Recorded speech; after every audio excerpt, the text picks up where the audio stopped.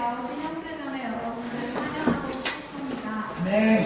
오늘 하나님께서 우리에게 주시는 말씀은 출애굽기 17장 8절부터 16절 말씀입니다.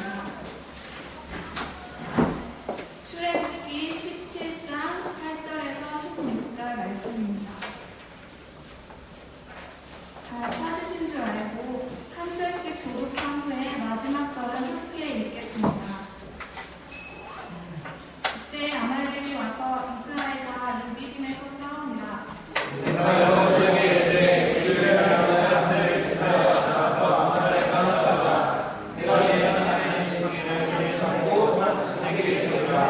여호수아가 모세의 말대로 행하여 아말렉과 싸우고 모세와 아론과 홀은 산 꼭대기에 올라가서 모세의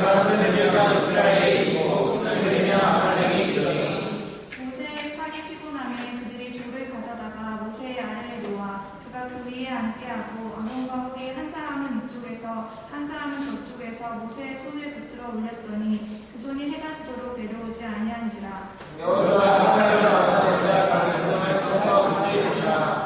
여호와께서 모세에게 이르시되 이것을 책에 기록하여 기념하게 하고 여호수아의 귀에 외워 들리라. 내가 아말렉을 없이하여 천하에서 기억도 못하게 하리라. 함께 읽겠습니다.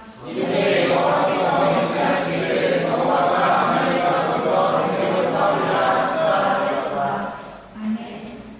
오늘 말씀을 전해주실 강사 목사님을 소개하겠습니다. 전율 목사님은 중앙대학교 철학과 83학번으로 졸업하셨고 침례신학대학교 역사신학 철학 박사를 받으셨고 침례신학대학교 역사신학 교수 그리고 현재 간섭위에 세운 교회 담임 목사로 섬겨주시고 계십니다. 전율 목사님 나오셔서 여호와 니시라는 제목으로 말씀 전해주실 때 큰 은혜 받으시기 바랍니다. 네. 반갑습니다. 저희 다닐 때는 10월에 축제가 있었는데 축제를 5월달에 하거든요. 내가 10월달에 참 좋아하는데 10월 1일도 휴일이고 3일도 휴일이고 그때는 한글날 9일도 휴일이었어요. 그래서 한 주간 축제하면 학교 안 오는 친구들은 9월 말에 오면 10월 중순에 옵니다. 한 10일 정도가 그때는 내리 축제였던 그런 기간이었는데 오랜만에 들어왔어요. 근데 사당동에 있어서 굉장히 많은 시간이 걸리네요. 유학해도 시간 굉장히 많이 걸리고 복잡해지고 많이 옛날하고 많이 달라져서 격세지감도 느껴집니다. 어쨌든 저는 83학번이고요. 철학과를 졸업을 했습니다. 여러분을 만나게 돼서 너무 반갑고 행복하고 감사하고 하나님께 영광을 올려드립니다. 혹시 저를 아시는 분 있으세요? 그러신 분은 있으십니다.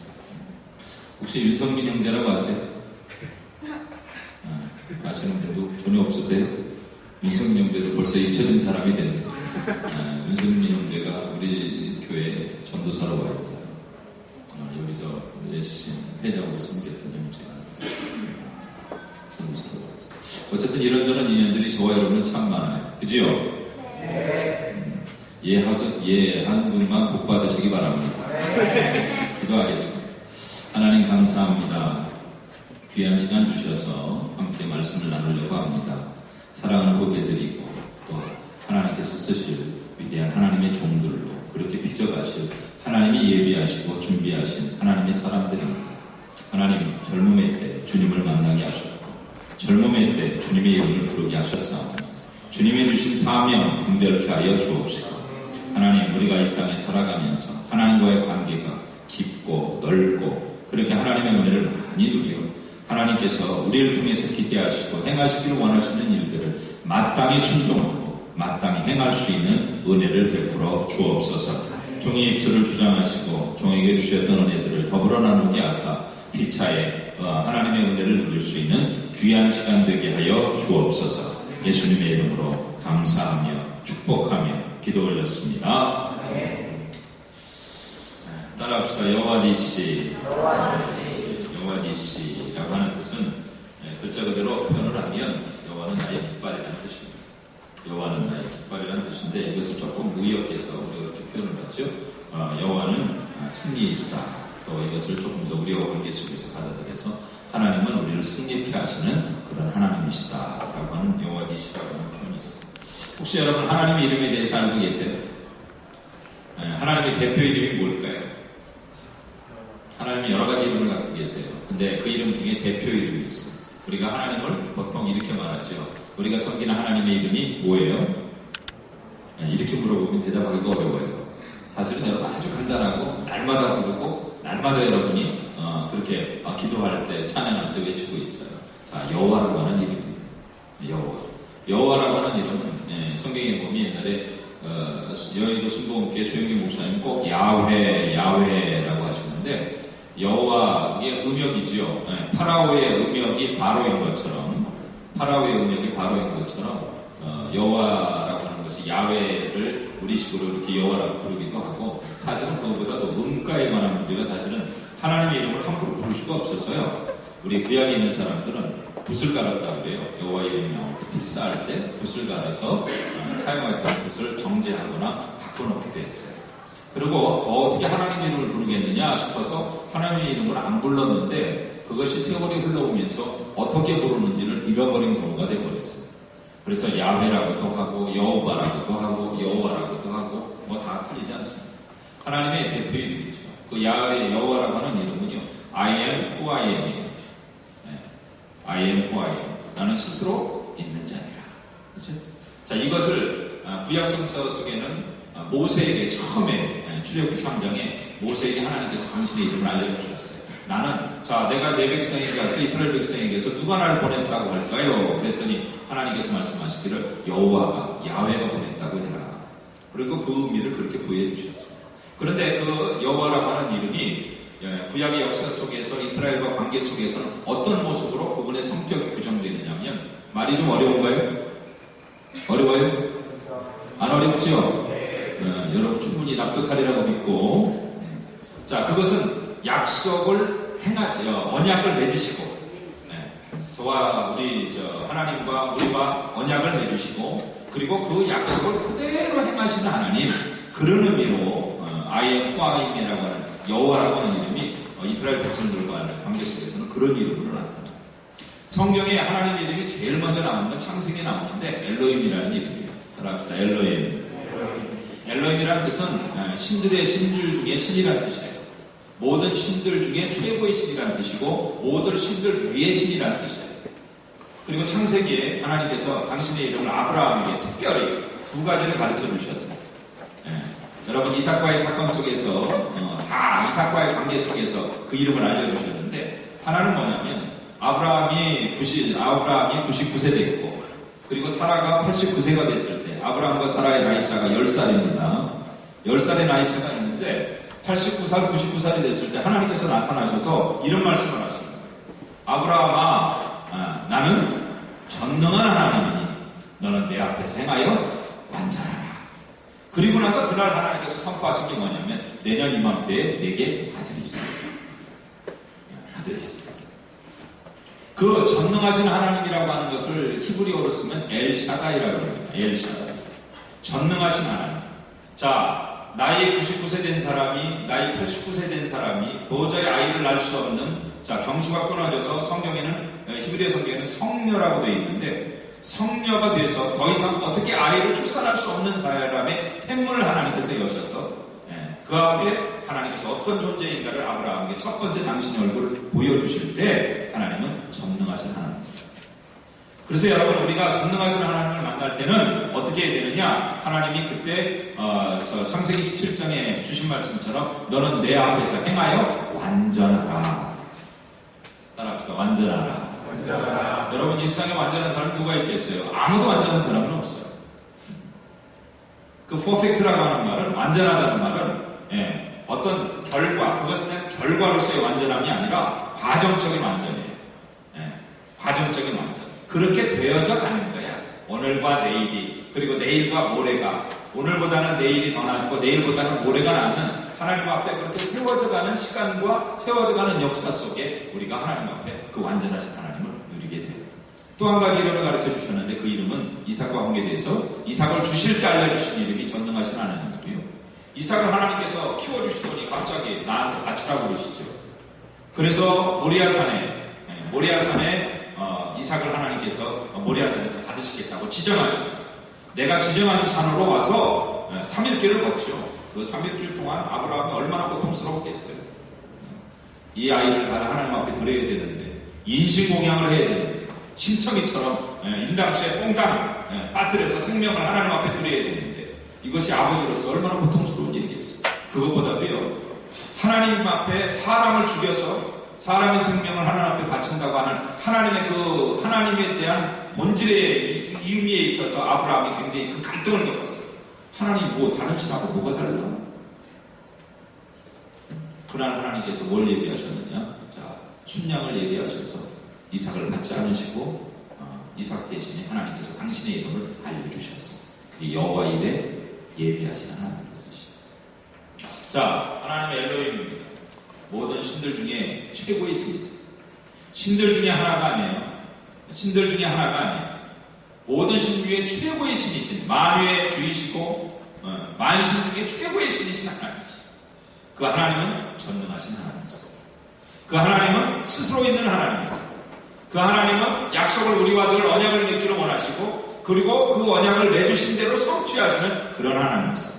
뿐만 아니라 우리 인생 속에 하나님께서 예비하신 하나님이세요.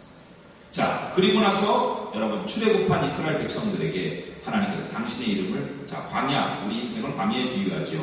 광야에서 두 가지 이름을 가르쳐 주셨어요. 하나가 뭐냐면 여러분 여호와 라파.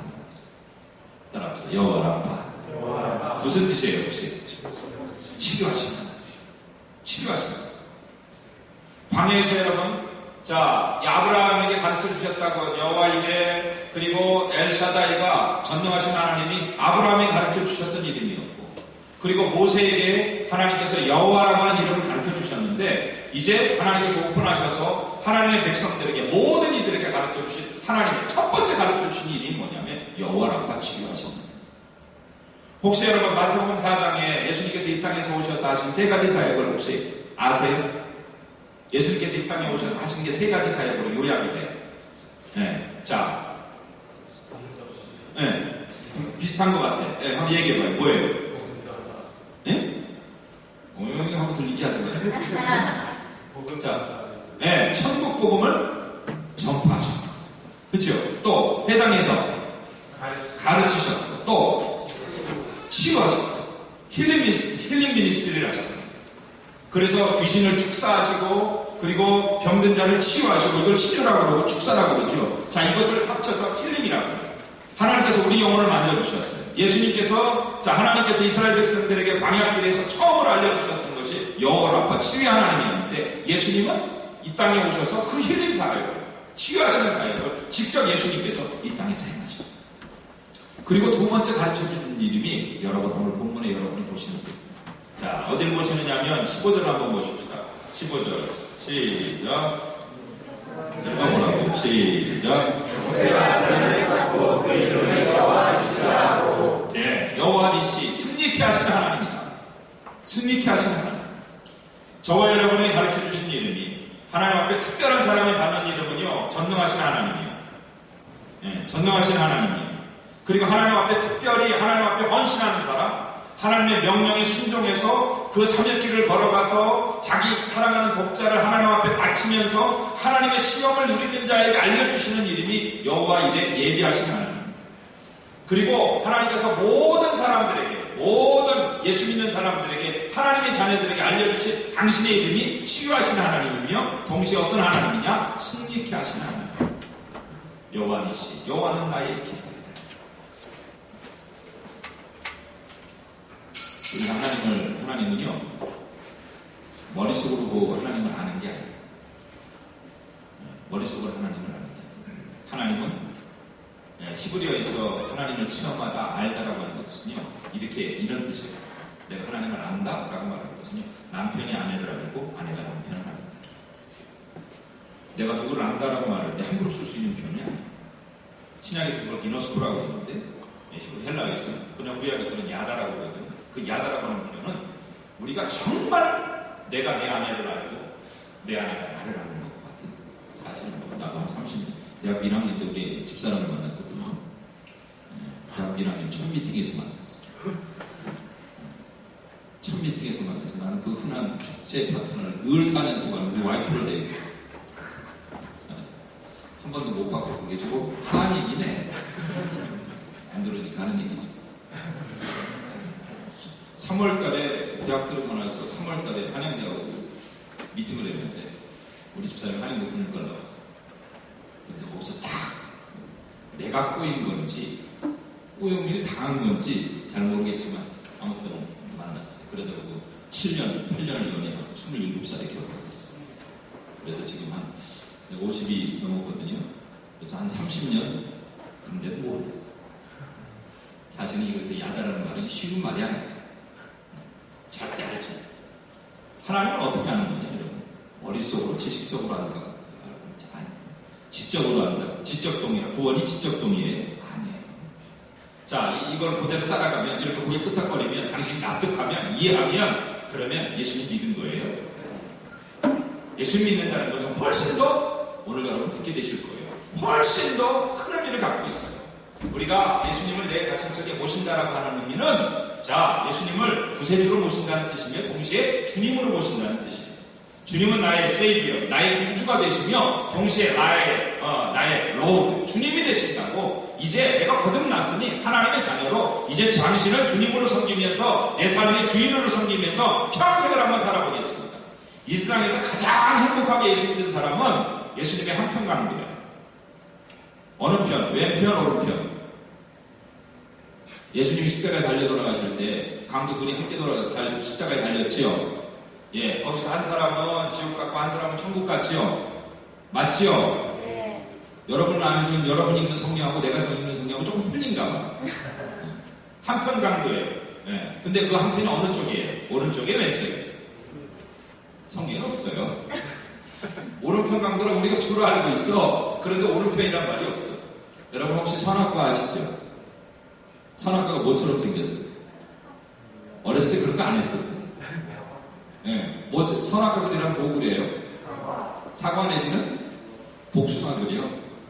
그런데 성경에 선악과가 복숭아하고 사과처럼 생겼다고 하는 것이 어디 있어? 동방박사가 몇 명이에요? 어떻게 알아요? 성경에 동방박사가 세 사람이라고 하는 것이 노래 동방박사 세사 이런 것 정도는 할 수 있지만 여러분 세 명이라는 거 성경에서 보셨어요? 보셨어요? 없어요. 어떻게 추론하느냐? 그들이 선물을 3개를 드렸어요. 하나는 뭐예요? 황금, 유황이요, 유향이요. 유황은 저기 성냥품 만들 때 쓰는 게 유황이요. 유향, 그리고 또 하나 모략. 3개를 드려서 한 사람이 2개를 드렸으리라고 생각 안 하니까 한 사람이 하나씩을 예비해서 드렸을 거라고 생각하니까 3사람이라고 말하지. 막 지금 막 갈등이 생기나 봐. 막 지금 상의에 3사람인지 아니야. 맞죠? 예수 믿고 나서는요 우리의 삶의 모습들은 달라지는 거예요. 엄청나게 달라져요. 그런데 예수 믿는 사람 모두에게 하나님이 주신 게 뭐냐면 내가 너희를 치유하겠다. 하나님은 우리 영혼을 치유하셨어요. 할렐루야. 네. 그래서 우리 영혼이 병들었던 우리 영혼이 죽었던 우리 영혼이 거듭났어요. 하나님의 자녀가 됐어요. 에베소 2장에 있는 사도 바울의 선포예요. 허물과 죄로 죽었던 너희를 살리셨다. 그리고 우리의 육을 하나님께서 치유하세요. 구원에는 2가지 구원이 있어요. 영혼의 구원이 있고 육신의 구원이 있어요. 여러분 어려움을 당할 때 하나님 앞에 나와 하나님 나를 구원해 주세요. 나를 붙들어 주세요. 여러분 이것 또한 우리 삶의 구원이에요. 하나님이 세워주신 구원이에요. 뿐만 아니라 하나님께서 우리에게 주신 것은 여호와께서 승리케 내가 너와 함께해서 너를 승리케 할 것이라고 나는 선포했습니다. 여러분의 삶 속에 하나님의 승리의 깃발이 꽂혀지기를 주님의 이름으로 축원합니다. 네. 예설교의 특징 중에 하나가 뭐냐면 예화가 없다는 거예요. 난 예화를 잘 안 해요. 왜 안 하느냐면 나중에 예화만 기억하고 가서 설교 제목도 모르고 설교 본문도 모르고 이렇게 한 10년 정도 개척했거든요. 한 10년 했더니 우리 교인들은 오전에 설교한 거 오후에 다 기억해요. 예화를 하도 안 하니까 처음에는 졸든지 듣든지 아니 듣든지 계속 설교를 그렇게 하니까 한 10년 따라가니까 우리 교인들은 거기에 따라와 있어요. 눈을 뜨기를 주님의 이름으로 축복합니다. 여호와 니스를 하나님께서 했는데 제가 여러분에게 두 가지만 얘기할 거예요. 잘 들어보세요. 첫 번째는 뭐냐면 여호와 니스를 어디서 선포했냐. 하나님께서 이것을 어디서 주셨냐. 이게 굉장히 중요해요. 자, 17장 1절로 갑니다. 17장 1절. 예설교 시간이 30분 정도라고 그래요. 6시 시작했으니 6시 지금 17분에 13분 안에 끝날 수 있도록 여러분 도와주시기 바랍니다. 17장 1절 시작. 여호와의 명령대로 신광야에 있었다. 그 오정대로 행하여 르비딤의 성막을 쳤다. 그래서 마시고 예, 자, 노정대로 행하여 어디에 장막을 쳤다? 르비딤. 거기도 줄 좀 쳐보세요. 르비딤. 자, 8절을 한번 볼게요. 8절. 자, 8절. 시작. 그때 아버지가 와서 이스라엘과 어디서? 르비딤에서 싸웠다. 자, 르비딤이라고 하는 곳에서 오늘 17장의 전체 역사는 이루어져요. 근데 르비딤이라고 하는 뜻이 혹시 여러분 주석 성경 같은 사람, 가진 사람은 밑에 한번 보세요. 르비딤에 대해서 해설이 되어 있는지. 자, 르비딤이 뭐라고 되어 있어요, 혹시? 아무도 없어요? 네. 없으면 내가 거짓말 조금 못하고. 아무도 없어요? 자, 무슨 뜻이냐? 따라합시다. 쉬는 곳. 쉬는 곳. 쉬는 곳. 쉬는 곳. 쉬는 곳이야. 쉬는 곳. 아, 50분까지 해서 죽었어요.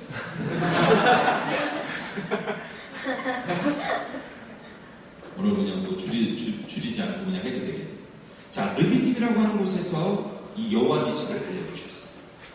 예. 하나님께서 당신에 꼭 필요하다고 생각하시고 나는 승리케 하는 하나님이야 라고 하는 것을 어디서 알려주시느냐면 르비딤, 쉬는 곳에서 알려주셨어요. 여러분 성경의 이름이요, 성경의 지명이 나오는 것은 다 지명 속에 의미가 있어요. 여러분 이름을 지을 때 여러분 룻기에 보면 엘리멜렉과 나옴이라고 하는 사람이 기련이라고 하는 자기 자식의 이름을 그렇게 지어요.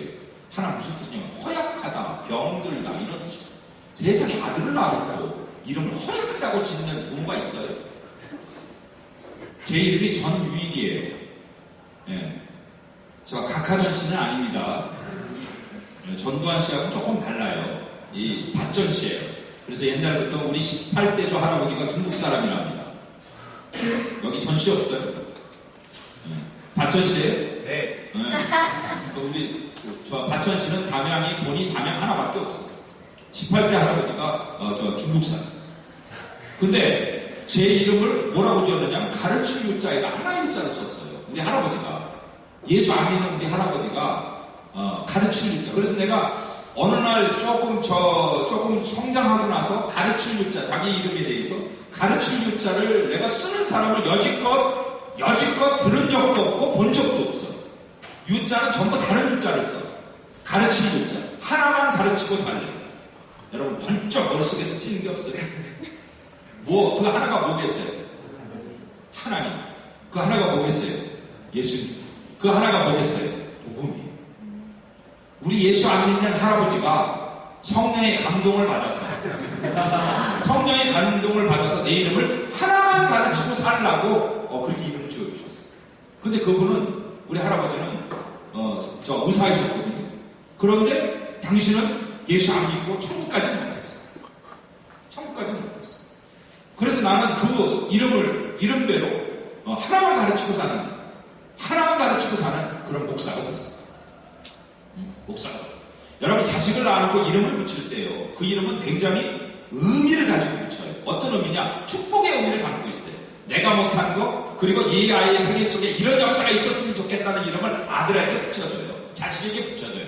그리고 그 지명도 여러분 베델 있죠. 베델은 벳은 히브리어로 집이란 뜻이고 엘은 하나님이란 뜻이에요.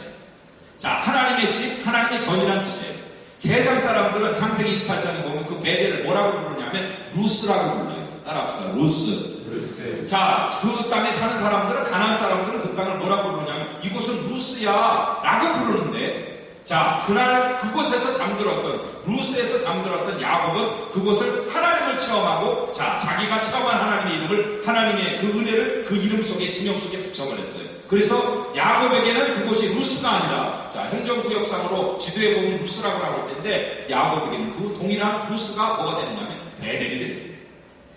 여러분, 이 르비딤이라고 하는 것은 어떤 곳이냐? 이스라엘 백성들이 이런 마음이 있었다고 생각이 돼요. 자, 행진을 했어요. 창세기 12장에 이제 하나님의 출애굽기 12장에 6월절에 체험을 하고 이제 하나님께서 그에게 주시는 약속의 땅을 향해서 그들이 출발해 갔어요. 자, 15장에 14장에 그들이 광야길을 가다가 15장에 큰 홍해를 앞에 그들이 14장에 경험하고 홍해를 지나오면서 그들 가운데 이제 힘들고 어려운 그런 순간들이 지나오면서 그들 가운데 어떤 생각이 있냐면 이제 좀 쉬고 싶다는 마음이 들었겠죠. 그래서 그들이 머물고 정한 곳이 어디냐? 르비딤이라고 하는 곳이죠. 자, 르비딤에 머무는 장막치는 그들의 마음속에 이런 생각이 있었을 거란 말이에요. 오늘 됐으니, 이만큼이면 됐으니 좀 쉬어가자. 쉬어가자. 여러분, 오늘 귀가 좀 열렸으면 좋겠어요. 자, 르비딤에서 어떤 일이 있었는지 여러분에게 잠깐만 소개해 줄게요. 자, 1절에 하반절에 보면 17장 1절에 르비딤의 장막을 쳤으나 백성이 마실 물이 없어. 르비딤에 뭐가 없어요? 물이 없어. 쉬는 곳에, 그들이 장막 친 곳에 물이 없어. 그리고 2절에 보면 모세가, 백성이 모세와 뭐 했어요? 싸움이 일어납니다. 싸움. 그리고 3절에 보면 거기서 백성이 목이 말라 물을 찾으며 그들이 모세에게 대하여 원망하여 이르되 당신이 어찌하여 우리를 애굽에서 인도해 내어서 우리와 우리 자녀와 우리 가족이 목말라 죽게 하였느냐. 7절을 보시면 르비딤에서 어떤 일이 있었느냐. 그가 그곳 이름을 마사 또는 무리바라 불렀으니 이스는 이스라엘 자손이 다투었으며 또한 그들이 여호와를 뭐했어요? 시험했어요. 나 좀 봐봐요. 우리가 신앙생활하다가 여러분이 대학교에 들어와서 우리 딸도 지금 대학 2학년이거든요. 그 아이를 보면서 감사할 때가 있어요. 처음에 그러더라고요. 아빠 나 깡교회 가면 안 돼? 여러분 혹시 여기서 목사 자녀 있어요? 그럼 그 말 이해 다 될 거? 다 이해 될 거예요. 아버지 때문이 아니야. 사람들이 딸과 아들을 뭘로 보냐? 목사로 받아. 그 아이들은 똑같은 아이의 고등학생이고 중학생인데 그 아이들이 그것을 그 눈을 견디질 못하는 거예요. 교인들이 바라보면서 그 아이를 목사처럼 여겨요. 나한테 그러더라고요. 아빠 다른 교회 가면 안 돼? 못 보냈어요. 그냥 우리 교회에서 내가 데리고 있었어요. 가르치고. 근데 그 아이가 이제 성장을 해서 대학 2학년이 됐어요. 예, 저 학교에서 CCC에 들어있거든요. 근데 이번에 단기 선교를 가는 거예요. 근데 그 순장이 그랬대요. 하나님 앞에 마음을 품으면 그 비용은 하나님이 책임지신다고. 그 얘기를 나한테 10번을 해요. 그 의도 속에는 그 전에 그 얘기를 했을 때 그 전주의 설교를 하나님이 책임지신다 하는, 하나님의 은혜는 사람을 통해서 온다, 이게 내 설교 내용이거든요. 그 얘기는 아마 그 마음속에 흥박이 있었을 거예요. 아빠한테 이런 얘기를 하면서 하나님이 책임지신다는 얘기는 하나님이 사람을 통해서 역사하시니까 지금 내 눈앞에 있는 아버지가 하나님이 나를 단기성도 저기를 비용을 책임질 하나님의 은혜를 베푸실 사람이 아니니까 뭐 그런 얘기 아니겠어요? 그래도 믿음 안에서 그런 모습들을 보면서 내 마음속에 위로가 되기 힘듭니다. 여러분, 지금 여러분 생각이 많을 때예요. 생각도 많을 때고 또 하나님 앞에 정말 내 믿음이 완전한 것 같은데 어느 순간 여러분 내 속을 들여다보면서 하나님 앞에 정말 오늘 네 믿음에 머무는 이스라엘 백성들처럼 이런 마음 내 마음에 품을 때가 참 많이 있죠. 나는 어머니 뱃속에서부터 교회를 다니는 사람이었어요. 철학과에 들어와서 1학년 때 사실 방황을 많이 했어요. 여러분 제가 학교 다닐 때가 광주 사태 때문에 나는 87년도에 학교를 다녔는데 4학년이면 대학교 4학년이었는데 그 그때 사회 철학이라는 수업을 딱 3번 했어요. 일주일 동안. 저 한 학기 동안. 할 수가 없었어. 여기 여러분 나는 이렇게 중앙대학이 이렇게 클 줄 몰랐어요. 지금의 저쪽 예전에 우리가 그 예대 건물 지금 무슨 건물인지 모르겠어요. 중앙에 도서관 건물 옆에 시계탑 건물 옆에 그 옛날에 거기가 사대하고 우리하고 같이 썼어요. 저 위에 공대가 썼거든요. 그 건물이 원래 그게 예대 건물이었어요. 예술대학이 안성으로 가면서 그 자리가 이제 다른 저기들이 사용했는데 학교 다닐 때 손창민이 누구고 연예인들도 되게 많이 썼어요. 근데 참 내가 볼 때마다 느끼는 게 나하고 똑같네. 나하고 별 차이 없는데 뭐 저 사람이 연예인 뭐 이런 차이 있나? 우리 딸은 나보고요. 누구 같다고 그러냐면 조인성이 닮았다. 웃음의 정체를 확실히 밝혔죠. 닮았어? 안 닮았어요? 닮았어요. 닮았어요? 네, 저 이따 만나요.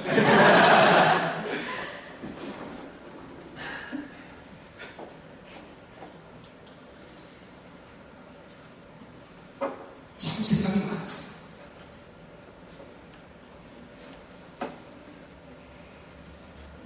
대마다 노령진경찰서에도 잡혀가 봐. 한쪽에서는 사안가요 따르라고 그러고 있는데 한쪽에서는 그때 한기범, 김유태, 허재, 강동이 농구할 때 한쪽에서 농구를 하고 옆에서 막 그러면서 저 사람들을 질시하고 너무 땀 흘리는 사람들은 저쪽에 지금 농구대가 지금 있는지 모르겠어요. 거기서 농구. 철학과를 다니면서 철학과라는 게 어떤 과인지 아시겠죠? 예, 이 문무대를 가면 여기서 1시간 반, 3시간 차를 타고 가는데 3시간 동안 뽕짝이 끊이질 않습니다. 한순간도 뽕짝이라고 하면 이상한가? 트로트.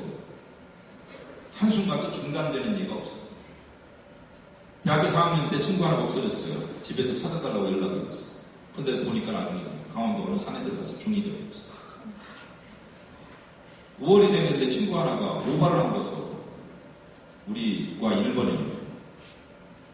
그래서 야 더워 보이니까 좀 벗어라 그랬더니 나한테 뭐라고 그래. 내 마음엔 봄이 안 왔대. 어떻게 이렇게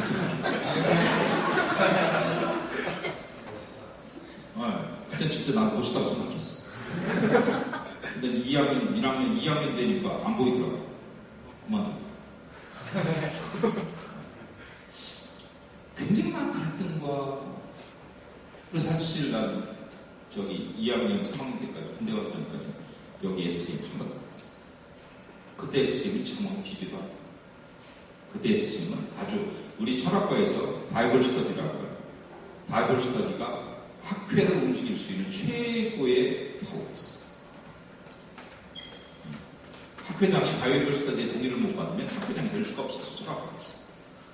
그런 곳이었어요. 그때 그 많은 갈등들 겪으면서 내 마음속에 왔던 것 같아요. 쉬면서.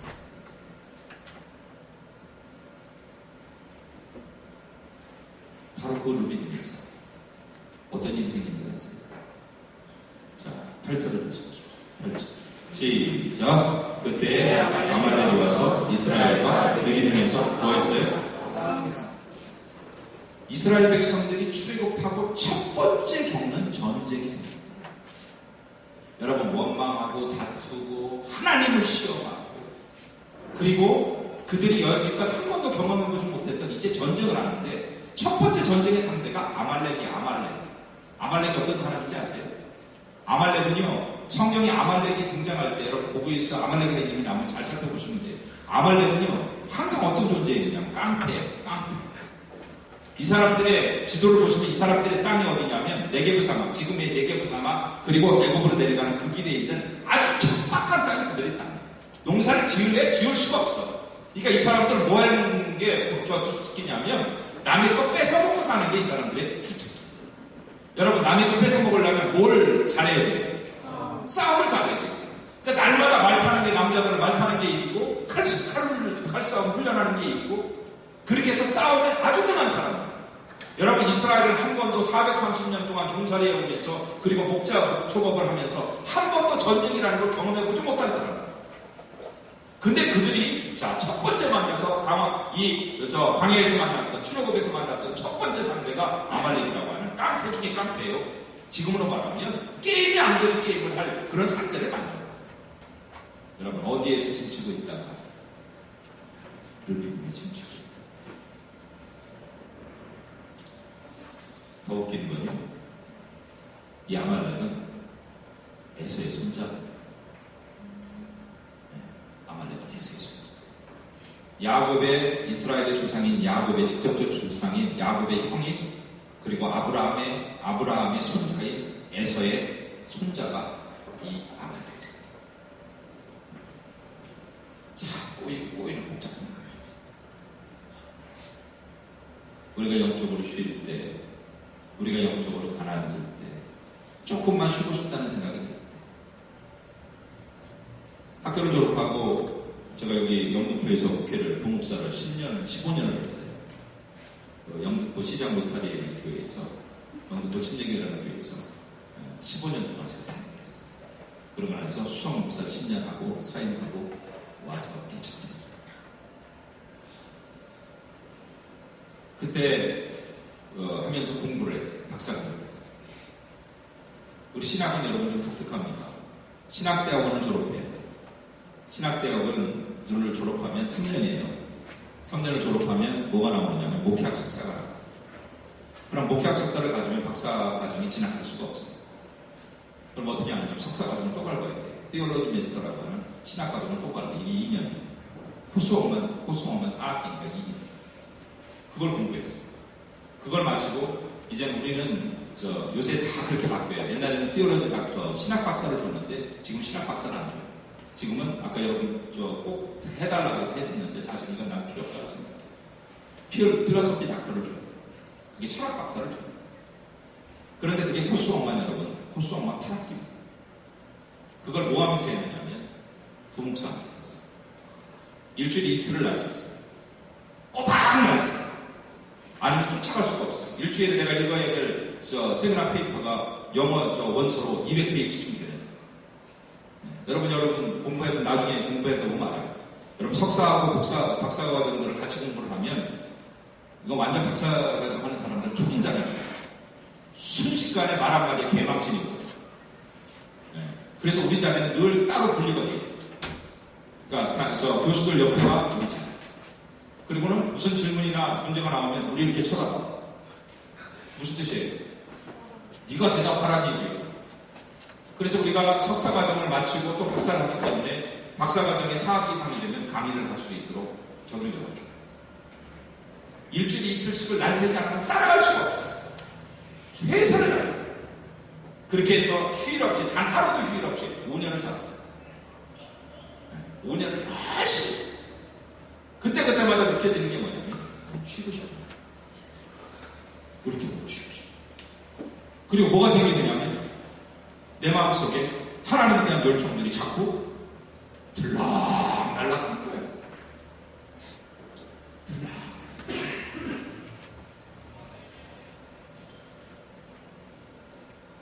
따라합시다. 쉬고 있으면 머물러 있으면 아말렉이다. 이 아말렉이 뒤로부터 치고 뒤를 치고 얼마나 치사한 놈들이죠. 슬그머니 와서 여러분 사무엘상 30장에 보면 다윗이 자리를 비운 사이에 아말렉이 와서 그가 머물렀던 시글락이라는 성을 다 없애버리고 여자들을 다 잡아가서 나이 먹은 사람이나 젊은 사람이나 다 잡아가서 인신매매 하려고 한 사람도 안 죽이고 다 끌고 그게 안 돼요.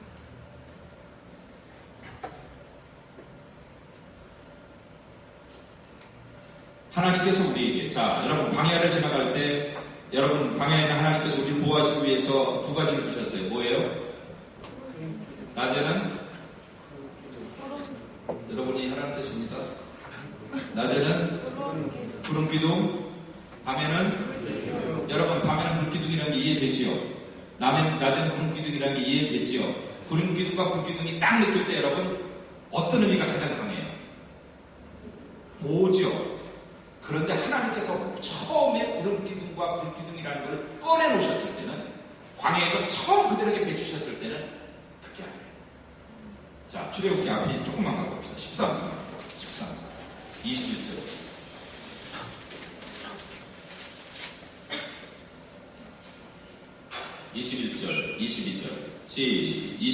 시작. 여호와께서 그들 앞서서 가시니 낮에는 구름 기둥으로 그들의 길을 인도하시고 밤에는 불기둥으로 그들에게 비추사 낮에나 밤에나 진행하게 하시고. 우리는 어느 순간부터 이게 어휘정성이 된 거예요.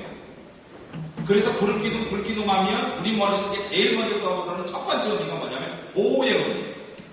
근데 하나님께서 처음에 불기둥과 불기둥을 주셨을 때는 보호의 의미보다 먼저 주님께서 기대하신 게 있었어요.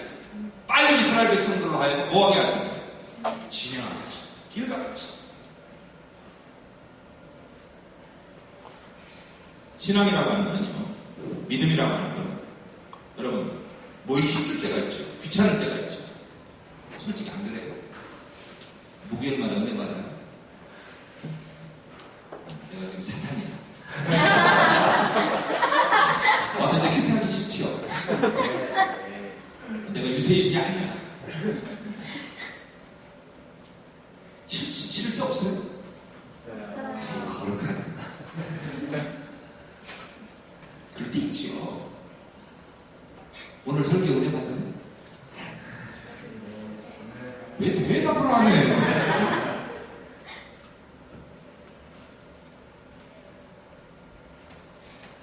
그때 가야 됩니다. 진행해야 됩니다. 보이시죠?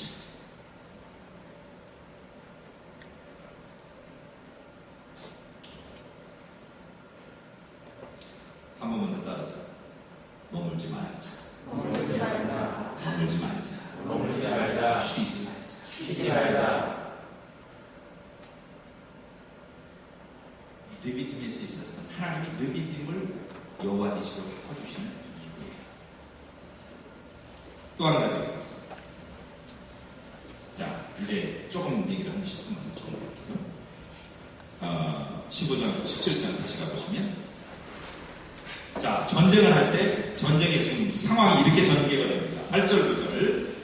8절은 싸웠다는 거고 9절은 이렇게 지금 전쟁이 시작돼요. 9절 시작. 모세가 여호수아에게 이르되 우리를 위하여 사람들의 백하에 나가서 아말렉과 싸우라. 내일 내가 하나님의 지팡이를 손에 잡고 산 꼭대기에 서리라. 자, 둘이 분업을 합니다. 자, 서로 이렇게 업무를 나눠요.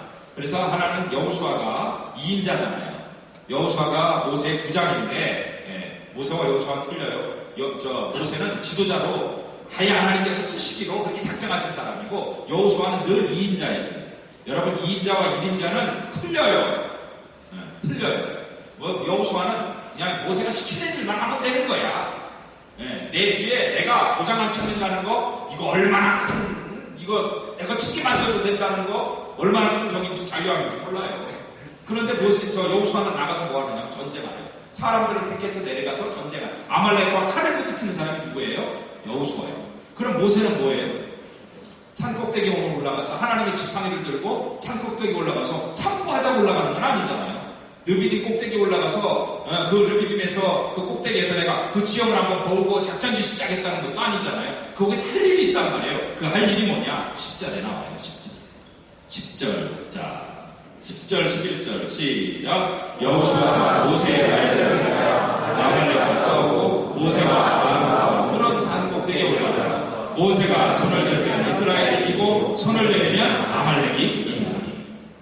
아말렉이. 모세는 위에 올라가서 지금 손을 들고 있어요.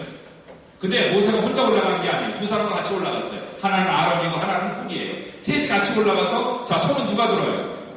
모세가 들고 있어요. 아론도 같이 들고 있고 훌도 같이 들고 있고 이게 아니란 말이죠. 손은 모세가 들고 있고 훌과 옆에 아론은 옆에 돕는 자로 서 있어요. 자, 그런데 전쟁의 승패가 어디 있어요? 내려가서 전쟁하는 여호수아에게 있어요? 아니고 누구에게 있어요? 모세에게 있죠. 모세가 손을 들면 이기고 손을 내리면 그 전쟁에서 져요. 근데 이 전쟁이 여러분 손을 한번 딱 들었더니 전쟁이 끝나느냐? 안 그래요. 이 전쟁이 언제까지 계속되느냐? 13, 12절 하반절에 보면 그 손이 해가 지도록 내려오지 아니하는 줄. 손을 들고 있는데 그 전쟁이 언제까지 가느냐면 자, 아침에 시작한 전쟁이 저녁까지 계속되고 있어요. 일진일퇴하고 있다고. 앞으로 밀리고 뒤로 밀리고 앞으로 나아가고 뒤로 밀리고 이걸 하루 종일 하고 있다고 그래. 하루 종일. 여러분 영적 싸움이요. 저는 옛날에 목사가 설교만 아주 샴하게 하면 되는 줄 알았어요. 부목사 때는 적어도 그랬어요. 담임 목사를 하다 보니까요. 나도 부목사 경험이 전도사부터 따지면 한 18년 됐대요. 그런데 설교를 잘하면 되는 줄 알았어요. 정말 그랬어요. 그래서 내 자리를 빼놓고 나머지는 책으로 쫙 도배해. 난 책을 워낙 좋아해. 저 휴가를 가도 책을 들고 가. 물론 안 읽어요. 전시형이지. 근데 늘 그걸 안 들고 가면 마음이 편치 않아. 쫙 벌려놓고 책만 잘하는 데. 근데 그게 아니야. 내가 목회를 하면서 깨달은 것 중에 하나가 뭐냐면 영적 전쟁이라고 하는 것은 말씀과 기도가 그래서 말씀과 기도가 이게 여지껏 시대를 초월해서 이게 베스트셀러구나. 어느 시대에도 기도에 대한 책이 끝이는 적이 없구나 하는 걸 깨달았어요. 말씀의 기초 위에 기도의 능력이 세워져야 여러분 신앙이 영적 싸움에서 승리할 수 있는 것을 믿으시기 바랍니다. 네. 자, 손을 들었다는 건 뭘 상징하느냐? 손을 들었다고 하는 것은 기도하는 것입니다. 내가 성경을 내 잘한지 조금 볼게요. 신학대원을 졸업할 때, 신학대원을 입학할 때도 성경 시험을 보고 들어갔거든요. 신학대원을 졸업할 때도 성경 시험을 봐요. 제가 대학을 졸업하면서 곧바로 88년도에 졸업하면서 88년도에 신학대원에 입학을 했어요. 근데 들어갈 때 진짜 안 되네. 나 열심히 공부를 했거든요. 성경 공부를 열심히 했는데 나중에 시험을 딱 보는데 문제 나오는 거 보니까 이런 것도 같고 저런 것도 같고 도대체 이게 감을 잡을 수가 없어. 그래서 이렇게 하다가 옆을 봤더니 나도 모르게 주여 하고 이렇게 봤더니 그렇게 우리 주위에 몰려있는 사람들이 다 하나님을 향해서 손을 들고 있더만. 시험 시간에 전부 그래서 나중에 면접 보고 나서 합격 발표를 보는데 다 떨어졌어. 못 만나. 제가 60점일 바람인데 58점 받았어요. 그런데 워낙 철학과 출신이다 보니까 논술을 기가 막히게 해놨어요. 우리는 뭐 시험 문제가 늘 그렇잖아요. 시험 문제 많이 알아요. 플라톤 배우면 플라톤의 이해론에 대해서 원하는 누가 가장 잘 준비해서 쓰느냐에 따라서 점수가 달라지는 거지 시험 문제가 뭐 나올지를 몰라서 시험 문제 공부 못하진 않아요. 근데 그게 서로 본론 결론을 쓰는 게 훈련이 돼 있어서 아주 논술을 하는데 거의 만점에 가깝게 제가 받았어요. 그러다 보니까 선생님이 특혜를 주시더라고요. 저를 부모님을 모셔오라는 것처럼 뭐라고 그러더니 선서를 하는 졸업할 때 100점을 맞지 않은 100점을 맞겠다는 맹세를 하나님의 이름으로 하라는 거예요. 하나님의 이름으로 맹세를 하래. 나는 그때 하나님이 별로 안 두려웠거든요. 그래서 하나님의 이름으로 맹세를 했지. 그런데 이제 2학년, 1학년, 2학년, 3학년이 돼가면서 이제 하나님의 이름으로 맹세한 게 무서워지기 시작하는 거예요. 그래서 그 성경을 읽기 시작했는데요. 솔직히 제가 잘난 체 2 성경을요. 제가 몇 번쯤 읽었을 것 같아요. 그냥 대충 틀려도 좋을 것 같아요. 몇 번? 10번? 20번? 300번? 내가 600번까지 셌어요. 조금 잘난 체 3. 신약을 나는 하루에 다 읽을 수 있어요. 여러분 개념이 익숙해 있지 않거나 이러면 절대 못 읽습니다. 창세기 1장의 내용, 창세기 50장까지, 출애굽기 1장의 내용 40장까지, 레위기 27장, 민수기 10년 쭉 머릿속에서 나와요.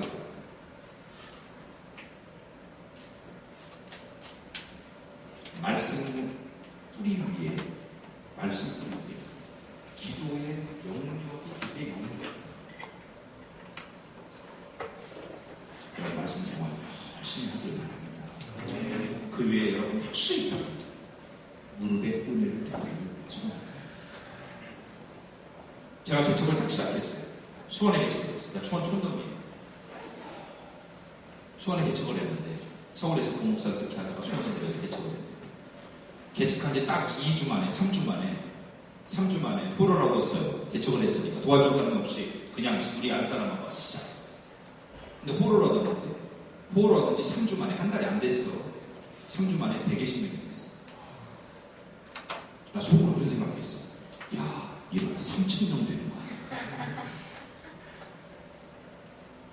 그래서 표를 얻은 지 한 달 만에 다시 홀을 얻었어요.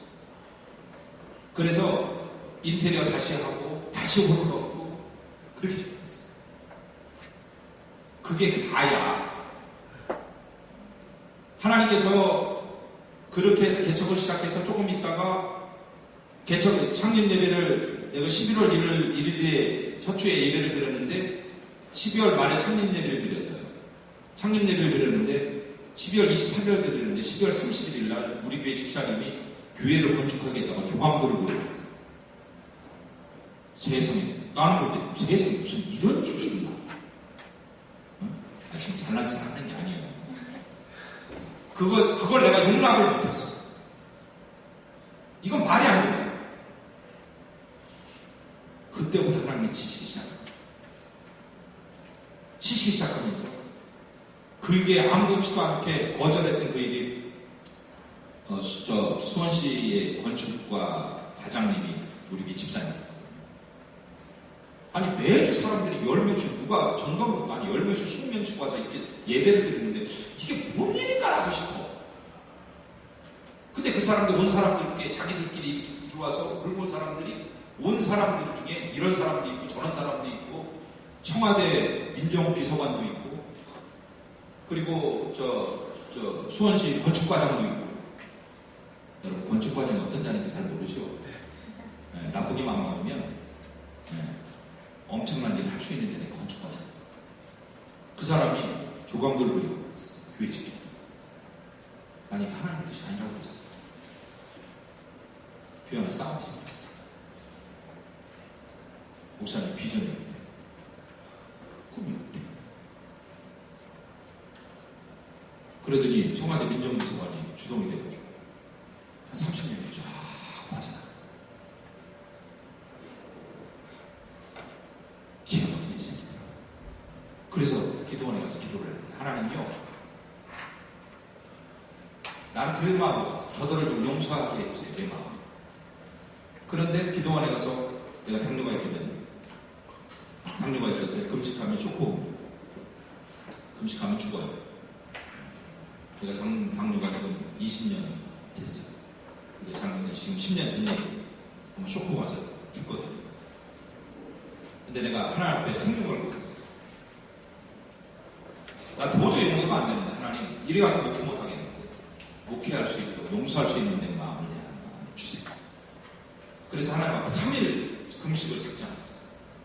한 끼만 굶어도 쇼크가 와서 눈이 노래지고 여러분 저혈당으로 떨어지면 앞에 아무것도 안 보여요. 까매져. 운전이고 뭐 아무것도 못해. 힘도 하나도 없고 그냥 쓰러져 버려요. 근데 하나님 내 입장에서는 생명을 얻는 일이 되었어. 하나님 앞에 그걸 했어. 3일을 하나님 견디게 하셨어요.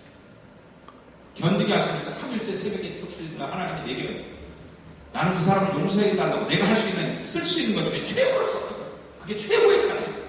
근데 하나님 그날 날 거꾸로 드시면서 네가 교만하다고 말씀하셨다. 나 처음이요. 나 목사 되는 날도 그렇게 물어보진 않았어. 하나님 앞에 옆에 옆 사람이 있든 없든 진짜 그 창피한 거 모르겠구만. 꺼이꺼이 하고 내가 그렇게 울어요. 울면서 나중에는 손수건이 진짜 어떻게 할 수 없을 만큼 내가 하나님 앞에 복받쳐 오르는 울음을 하면서 하나님 앞에 그렇게 울고 있는 내 자신의 모습들을 회개하고 있는 나를 발견합니다. 그때 하나님이 내 눈을 열어주셨어요. 바꿔주셨어요. 그래서 손을 든다라고 하는 의미가 난 무엇인지 알아요. 손을 든다라고 하는 것은 이것은 똑같은 실천의 얘기가요. 발에서 신벗으라는 뜻이에요. 한국 사람들은 발에 들어갈 때 신발 신고 들어가요? 동양 문화에서 신발 안 신죠? 예, 쌍놈들이나 신발 신죠? 예. 농담으로 한 얘기예요. 너무 진지해서. 근데 한국 사람들은 자, 신을 벗고 들어가요. 집에 들어갈 때는. 그리고 밖에 나갈 때는 뭐예요? 신발을 신어요. 왜 신어요? 더러워질까봐? 신발을 신어야 밖에 나가서 내가 가고 있는 길을 가죠. 근데 여호수아가 여리고성을 딱 앞에 놓고 여리고성을 앞에 놓고 갑자기 하나님께서 영안을 딱 열어주시니까 저 밖에 여호수아 5장을 얘기하는 거예요. 거기서 6월절도 지내고 거기서 저기 할례도 하고 그랬더니 하나님께서 군대 장관을 보내십니다. 군대 장관이 와 있는 걸 여호수아가 보고 네가 적이냐 아군이냐 우리 편이냐 적군이냐 네 정체를 밝혀라 그랬더니 그 사람이 뭐라고 그러냐면 칼집에서 이미 칼을 뽑아버렸어. 손에 칼을 들고 있어. 여러분 이것은 전쟁 중이라는 뜻이에요. 이미 시작했다는 뜻이에요. 칼집에 칼이 있을 때는 아직 싸움이 시작 안 됐다는 뜻인데 칼집에서 아니 칼을 뽑았으면 이미 싸움이 시작된 거 아니에요. 군대 장관의 손에 칼이 뽑혀서 들려있는 거예요. 들려있는 그 상황 속에서 뭐라고 그러냐면 나는 여호와의 군대 장관으로 지금 왔는다. 그 소리를 자 여호수아가 엎드려요. 무엇을 말씀하시려고 그러십니까? 그랬더니 군대 장관이 뭐라고 그러냐면 다른 얘기도 안 해요. 내 발에서 신 벗어요. 집에 가서 확인해봐. 그렇게 돼 있어요. 내 발에서 신을 벗어요. 여러분 이건 동문서답이야. 동쪽 문을 닫으면 서쪽이 답답하다. 이게 동문서답이라며. 누가 그러대. 동문서답이 뭐냐 그러니까 동쪽 문을 닫으면 서쪽이 답답하게 찍는 거래. 기가 막혀요. 그런데 하나님 여호수아가 듣고 싶은 얘기는 뭐겠어요? 내가 내일 어떻게 하리라 뭐 이 여리고성을 내가 어떻게 하리라 이걸 선포하기는 바라는데 그걸 기대하는데 갑자기 뜬금없이 내 발에서 신었어. 여러분 그 의미가 뭐냐면요. 신을 신고 내가 우리가 밖을 나가면 내가 어떤 목적지를 가지게 되는 것이고 내가 가고 싶은 길이 있는 거예요. 그죠? 그런데 하나님께서 신을 벗으라고 말씀하시는 건 뭐냐면 네가 네 마음대로 가지 말라는 뜻이에요. 누가 하시겠다는 거예요? 하나님께서 하시고 이미 칼을 뽑아서 하나님께서 그 일들을 행하시겠다고 말씀하시죠.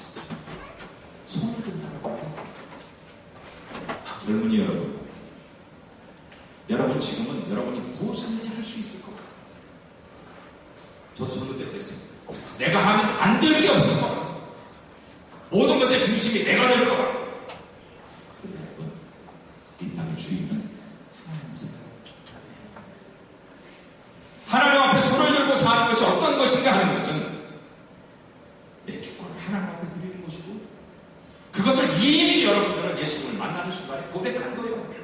주님은 나의 구주시오 내 주님이십니다.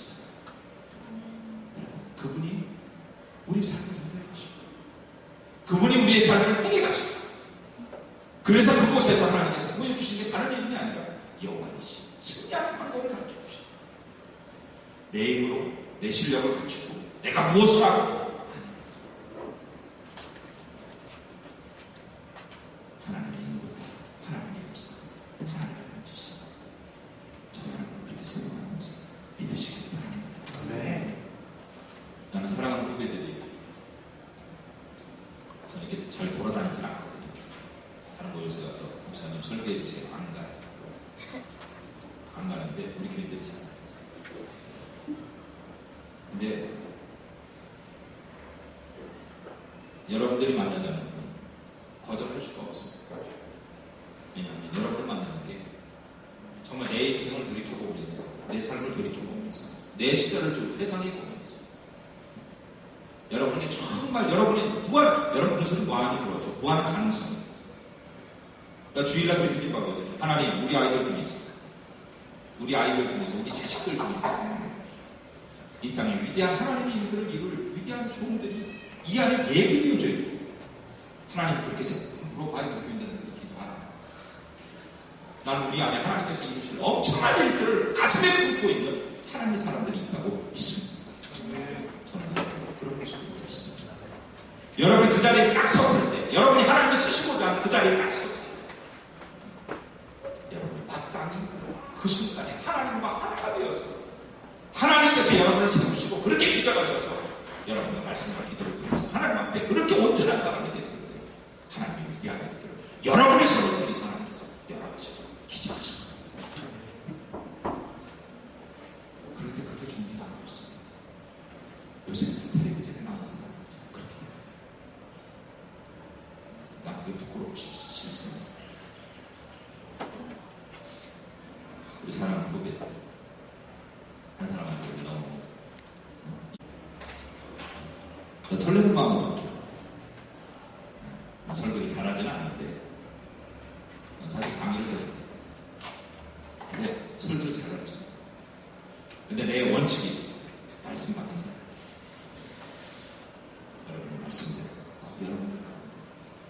그게 하나님의 역사 있었으면 좋겠습니다. 할렐루야. 제가 석사학위문을 미국 교회에서 갖고 있었어요.